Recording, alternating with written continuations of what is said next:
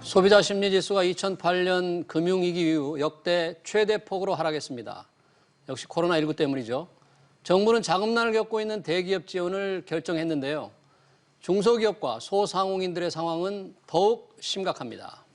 네, 코로나19로 이 중소기업 또 소상공인이 처한 현실 또 그리고 경제 활성화를 위한 필요한 대책들에 대해서 짚어보도록 하겠습니다. 시청자 여러분의 다양한 의견 문자로 받고 있습니다. 샵 3698번으로 보내주시고요. 오늘 두 분 모셨습니다. 추문갑 중기중앙회 경제정책본부장 또 허영 한국항공대 경영학과 교수 자리하셨습니다. 어서 오십시오. 어서 오십시오. 예, 반갑습니다. 네, 추문갑 본부장님. 예. 최근에 그 중소기업 중앙회에서 주도적으로 지금 상황을 좀 알아보기 위해서 전국을 다 돌았죠? 그렇습니다. 직접 보니까 어떻습니까?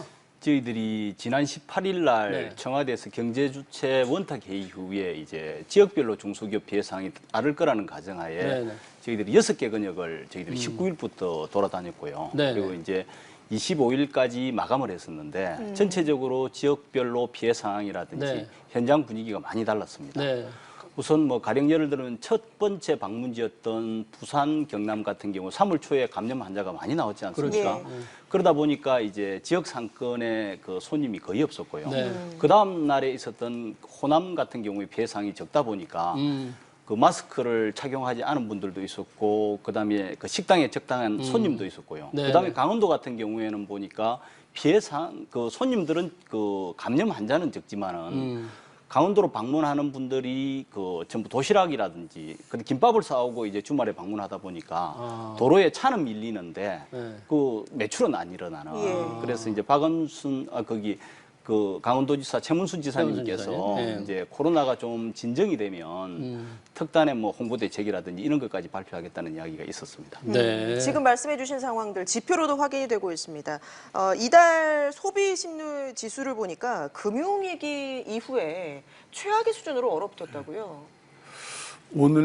오늘자로 한국은행이 3월 소비자 동향 지수 조사 결과를 발표를 했네요.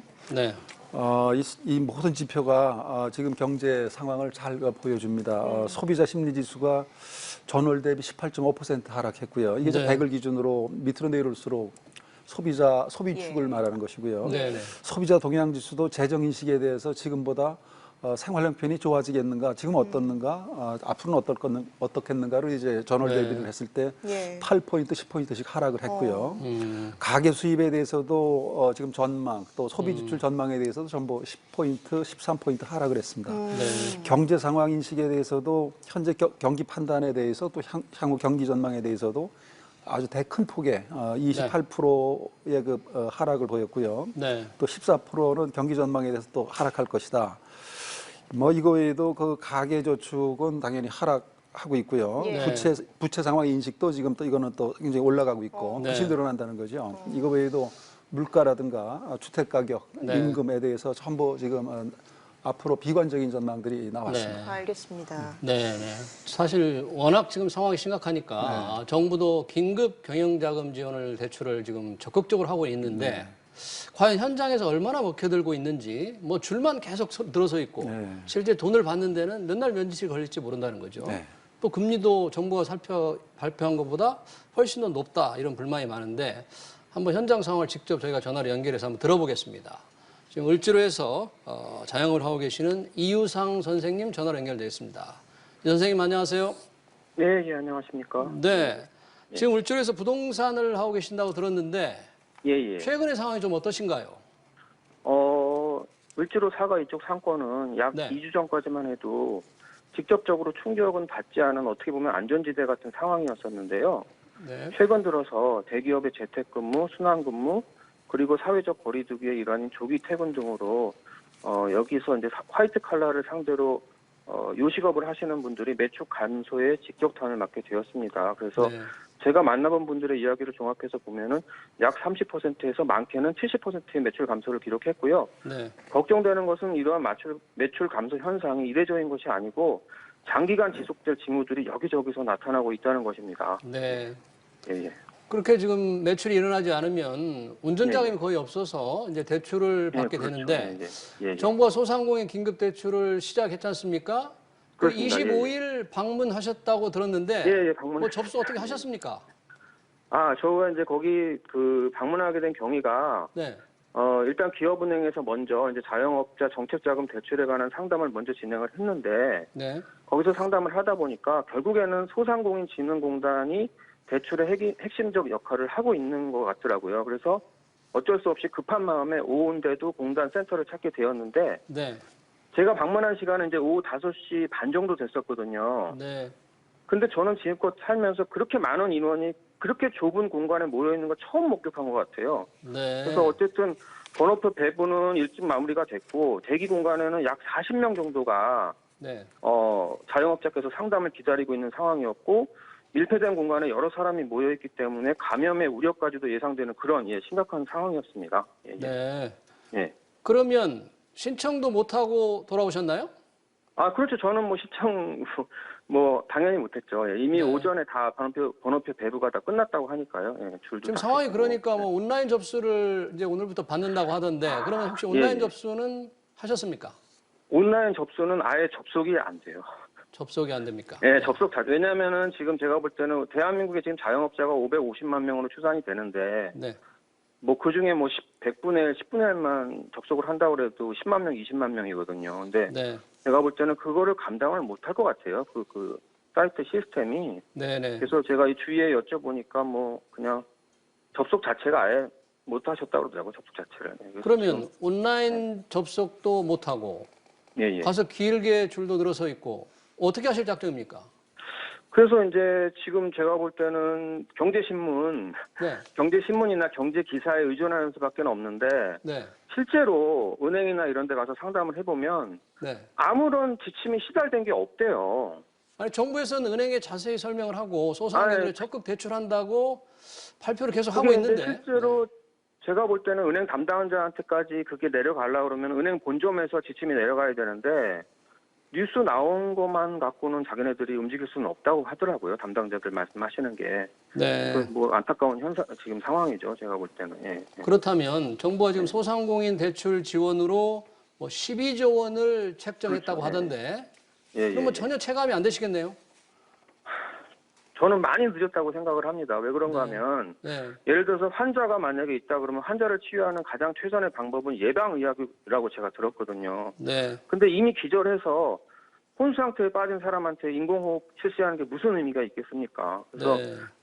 지금이라도 대출 심사 이런 거를 획기적으로 단축을 하셔야 될 것 같아요. 그래서 어떻게 해서든지 간에 네. 그 자금이 영세 자영업자에게 즉각적으로 바로 투입될 수 있는 방법, 이 방법을 갖다가 제가 볼 때는 지금 빨리 실행을 하셔야 됩니다. 예. 네. 그런 정부도 조금 신속하게 하겠다고 말은 하는데 그렇죠. 계속 늘 뉴스는 현장에 나오고 있더라고요. 가면은 이루어지지 않거든요. 예. 전혀 그거는 체감이 안 돼요. 예. 네. 현장에 가면은. 그렇다면 어떤 부분을 좀 바꿔야 될지 직접 현장에서 보시기에 뭐를 꼭 글쎄 바꿔야 될지. 제가 이제 구체적인 얘기를 하자 그러면 네.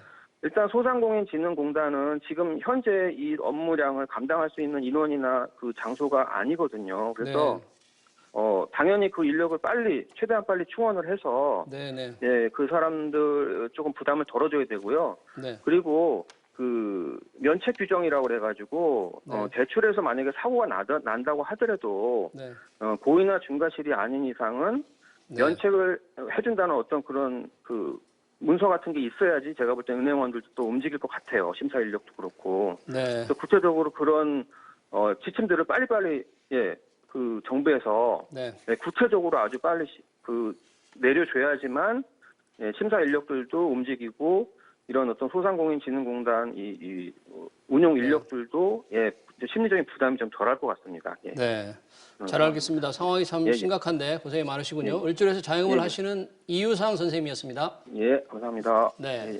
주문갑 본부장님, 지금 보니까 영세 소상공인들의 정말 안타까운 상황인데 중소기업들도 안타까운 사정은 비슷하죠? 상황이 좀 어떻던가요? 그렇죠? 저희들도 아까 말씀드렸듯이 저희들이 근역별로 현장 방문을 해봤더니 가장 시급한 부분들이 정부 대책은 발표되고 있는데 막상 창구에 가면 그 실행이 안 된다. 그래서 이 부분에 대해서 그 현장에서의 신속한 정책 자금 집행이 중요한 거 아니냐. 이 부분에 대한 이야기가 가장 많이 나왔었고요. 그래서 저희들이 어제 그동안에 이제 그 6개 권역을 현장 실태 조사한 내용과 그다음에 400여 개를 중소기업을 대상으로 긴급 실태 조사를 했습니다. 거기 나온 내용을 바탕으로 어제 그 문제점 개선 방안에 대해서 기자 간담회를 갖췄고요. 오후에 이제 총리 주재 경제 5단체장 간담회에서 신속한 대출 방안에 대해서 정책 제언을 했습니다. 그래서 오늘 이제 정부에서 코로나19 대응을 위한 소상공인 금융 지원 신속 집행 방안을 발표를 했는데요. 예를 들어서 그 창구에서 이제 소상공인 진흥공단이 창구가 적지 않습니까? 근데 이제 기업은행 같은 경우에는 중소기업 전담은행이다 보니까 전국에 많은 창구가 있습니다. 그래서 소상공인 같은 경우에 보증 그 여력도 없다 보니까 위탁 보증 제도라는 게 있습니다. 그래서 4월 6일부터 3천만 원 이하일 경우에는 그 기업은행 창구를 통해서 직접 보증과 동시에 대출을 받을 수 있는 제도도 만들어졌고요. 그다음에 금융기관에 그 제대로 집행되고 있는지 그 감독기관에서 일일 그 대출 실적에 대해서 점검을 하기로 했고요. 그 오늘 그 신속 집행 방안이 발표되면서 그동안에 그 문제 제기됐던 내용들은 좀 개선되지 않을까 기대를 해봅니다. 예. 지금 뭐 대출을 받는 기간이 길다는 지적도 있지만 초저금리라고 해서 갔는데 예상보다 금리가 높다. 이런 지적들도 많은 것 같습니다. 지금 본부장님 말씀하신 대로 지금 이제 정부가 긴급자업금을 푸는 창구가 대략 3군데입니다. 소상공인 진흥공단에서 이제 주로 소상공인 대상으로 하는 게 있고, 그다음에 이제 기술보증기금이나 신용보증기금의 그 보증기관들이 보증서를 끊어줘서 은행에 가져가서 대출을 받도록 하는 그 창구가 있고, 또 직접적으로 정부가 풀어주는 게 이제 중소기업진흥공단, 중소벤처기업진흥공단이 직접 받고 있죠. 지금 그런데 그 가운데 지금 그 소상공인 조금 전에 저 인터뷰하셨지만 저런 분들은 이제 소상공인이기 때문에 소상공인 이제 확인서를 받아서 어제까지만 해도 오프라인으로 가가지고 직접 신청을 하고 이제 그 보증서를 끊어서 은행을 갔었거든요. 그런데 오늘 막 나온 거 보면 이제 소상공인 1,000만 원에 대해서는 온라인이고 이제 그 줄이 기니까 출생연도를 뭐 홀수 짝수로 나누어서 이제 분산하겠다. 마스크 비슷합니다. 그렇게. 그리고 지금 나머지도 또 공통적인 것은요, 이게 지금 사상 초유의 일이다 보니까 이 지원, 이 병목 현상이 일어나는 겁니다. 그래서 지금 이것을 그 매뉴얼을 빨리 지금 짜줘야 되는데, 지금 있는 인력이나 시스템이나 이거는 그대로고, 이제 간소화하겠다고 했는데 간소한 게 아직은 없죠. 나온 게 없습니다. 그래서 이거를 지금 빨리 아마 이번 주말에 뭐 당정 협의도 한다고 그래요. 그러니까 다음 주 초라도 이게 지금 어떤 그 아주 간소화된 매뉴얼이 만들어져서 필요한데 즉각 시간의 다툼이거든요. 말씀하신 대로 지금은 골든 타임이죠.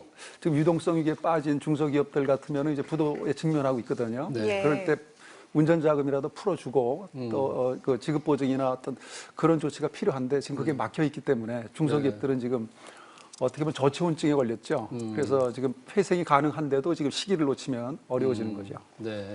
소상공인진흥재단이라는 곳이, 센터라는 곳이 예전에는 그런 일을 인력이 워낙 적어서 지금 하질 못했잖아요. 그러니까 지금 일시에 이게 신청이 몰려드는 것을 처리하기가 너무 불가능하고. 그렇습니다. 지역마다 다 되어 있죠. 이 소상공인들은 거기에 대해 굉장히 지금 불만이 많은데. 그렇습니다. 획기적으로 해결하는 건 은행에서 전부 좀 시중은행에서 기업은행에서 받아준다고 하는데 과연 그쪽에서는 잘 될지 모르겠어요. 그게 지금 이제 월요일부터는 그렇게 전환이 되는 모양인데 은행 쪽에 얼마나 이게 지금 매뉴얼이나 교육이 잘 됐는지 모르겠어요. 예, 저희가 앞서 이제 을지로에서 자영업을 하시는 분 인터뷰를 들어봤는데 말씀을 좀 들어보니까 이게 대기업들이 감염 확산을 막기 위해서 재택근무를 많이 하고 있지 않습니까? 근데 이게 주변 상권들의 좀 상권이 악화되는 이런 것으로 이어지고 있는 것 같아요. 실제로 저희들 그 중소기업 중앙회만 하더라도 재택근무를 시행을 하고 있거든요. 사회적 거리두기 운동이 이제 어쨌든 4월 6일까지 공식적으로 시행이 되지 않습니까? 그러다 보니까 그 기존의 근무 인원이 절반으로 보통 줄거든요. 그러면 이제 소상공인들이 일단 내방객이 줄다 보니까 기본적으로 매출이 줄 수밖에 없는 그런 상황인 거죠.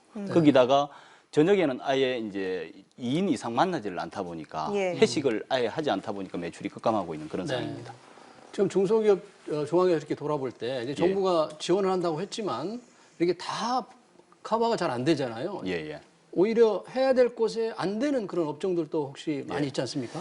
저희들이 가장 큰 문제들이 이제 현장을 다니면서 나온 이야기들이 저희들이 지금 4개 중소기업 예를 들어 특별고용 지원 업종이라는 게 있지 않습니까? 여행이라든지 관광 숙박, 관광 운송, 공연 4개 업종이 이제 특별고용 지원 업종으로 해서 뭐 많은 지원을 해주고 있는데 이 중에서 사각 지역에 있는 업종들이 좀 있습니다. 예를 들어서 전시장치라든지 요즘 전시회가 열리지 않지 않습니까? 그렇죠. 그다음에 학교 급식 같은 경우에는 원래 3월 6일 계약하기로 했다가 또 지금 뭐 4월 달로 미뤄졌지 않습니까? 학교 계약을 하지 않다 보니까 급식이 제로인 거죠. 그렇죠. 그래서 이런 업종들 같은 경우에는 그다음에 또 자판기도 마찬가지죠. 그 사진 앨범도 졸업을 안 하다 그 학교가 지금 계약을 안 하다 보니까 매출이 제로인 상태인데 이런 사각지대에 있는 업종들에 대한 지원책도 좀 필요한 거 아닌가. 왜 정부에서 그런 데까지 좀 손길을 뻗쳐서 지원할 수 있도록 사전에 준비를 좀 했어야 되는데 거기 계신 분들은 그렇게 지원도 못 받고 정말 좀 안타깝지 않습니까?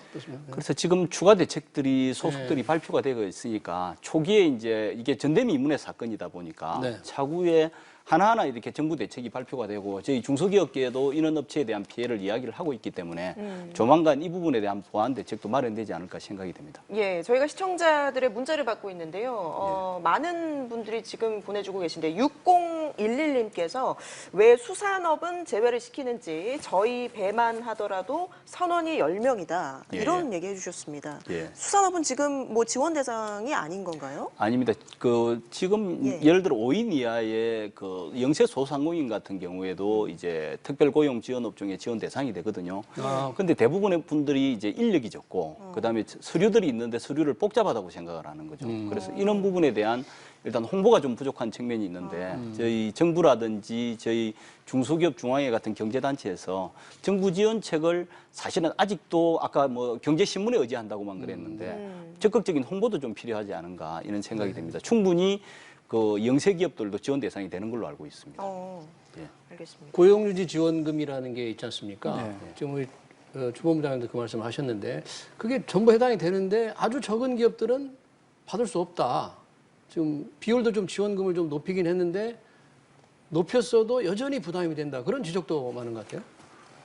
예, 이게 뭐 말씀하신 대로 지금 어떤 매뉴얼이 없죠. 이런 그 컨틴전시 상황에 대해서 지금 정부가 발표는 덜쩍덜쩍 해놓고 처음에 이거 우한, 폐렴, 뭐 코로나19가 시작되었을 때만 해도 중국으로부터 피해 받은 그 기업에 한정됐다가 이게 세계적으로 확산이 되니까 이제는 뭐 중소기업 지원금 12조까지 이제 올려놨는데 정부가 발표는 해놨는데 이거를 어떻게 풀겠다는 그 매뉴얼이 없어요. 그래서 이거는 지금 그 범부처 형식으로 유관부처들이 아마 저는 이거를 조만간 뭐 나올 거는 보는데 지금 어떻게 보면은 그 뭐 소상공인 중소기업 하시는 분들 지금 온라인으로 신청을 해도 온라인이 뭐 불과 1분 내에 다 마감이 되거든요. 그러니까 폭주가 되고 또 다운이 되고 그러니까 저게 그런데 아마 그 이 지원기관들도 시스템대로 움직이고 계시는 거예요. 그런데 저게 아마 조만간 좋아질 거는 보는데 글쎄요. 지금 뭐